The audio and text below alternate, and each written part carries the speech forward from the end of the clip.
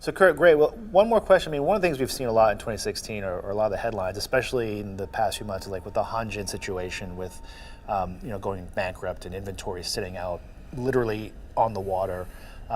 We just had, unfortunately, another earthquake near Japan, another tsunami. So all these disruptions are still happening, right? And they're going to continue to happen. What are you seeing, or how are we able to better address that today? Well, that goes back to the synchronization challenge or opportunity, if you will. Right. If everybody's connected together and you have really true visibility into your supply chain, then you can see your way around that, if you will. And that's the key. If you don't have visibility, you can't see your way around it because you're grappling you're blind. You're grappling in the dark to try to deal with it. So, for example, it was really funny. We had one of our really big customers was in the office, and on the day that the whole Hanjin thing happened, and he said to me, he goes, "Well, we don't use Hanjin, so we don't have. This is not our problem. We're fine. We're fine." And I said, "Really?" And he said, "Yeah. We don't use Hanjin." And so we went online. We in literally 3 minutes, just did a search on the system. We found 18 of their containers sitting on Hanjin ships. Okay. Now, they don't use directly with Hanjin, but in some markets where they're not directing the shipping, but their freight forwarders are, they were using Hanjin, okay, to get the container to where it needs to be. And we had complete visibility into that. They had complete visibility into it because they were all connected together, but they didn't even know to look. And that was the whole synchronization thing. Is if everybody's connected, everybody's working together, and everybody has perfect visibility because there's no paper, because it's no manual process, because it's all electronic, you really have a better view. And so he was like, "Really?" And I said, "Yeah, this one, this one, this one, this one." He got on the phone. They started doing the work. Okay, what are they going to do? Because you couldn't get it off the ship. But you didn't know when it was going to come to port. But you knew someone was expecting it. You knew someone was expecting it, exactly. So you could start to alert the people. And if this was part of a sale, then you can get ahead of the paperwork about how you're going to do the sale, or bring in another product to substitute for it.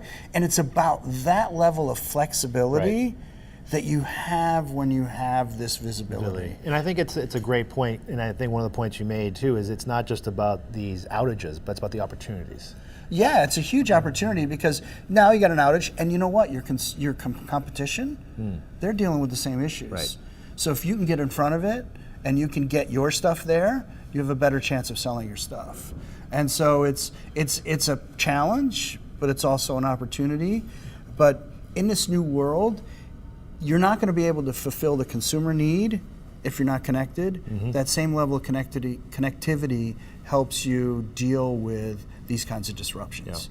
And so I think it's all of that stuff is all very, very tied together, very interrelated, and I find it really exciting. But I'm a tech guy, so you know. But hey, I think I agree with you. I think it's exciting times. I think to your point, we've seen retail change at such a fast pace in such a small time.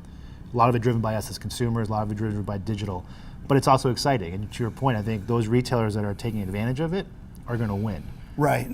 And they're going to win big. They're going to win big. And I think that's the exciting part for the ones that are aware of it and are taking action to do that. Absolutely. And then you start to think about retailers, and one of our customers that I absolutely love and am so proud that they're a customer is people like Patagonia, who not only have built this visible supply chain that allows them to really fulfill for their customer, but then they bring in these social causes.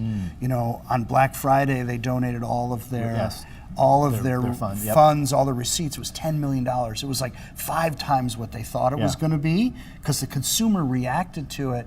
And that consumer now is so happy about Patagonia. Now the challenge is, and the good news is, we're helping them from a technology point of view. How do you fulfill all those orders and get all that stuff there when it's 5 times more than what you expected?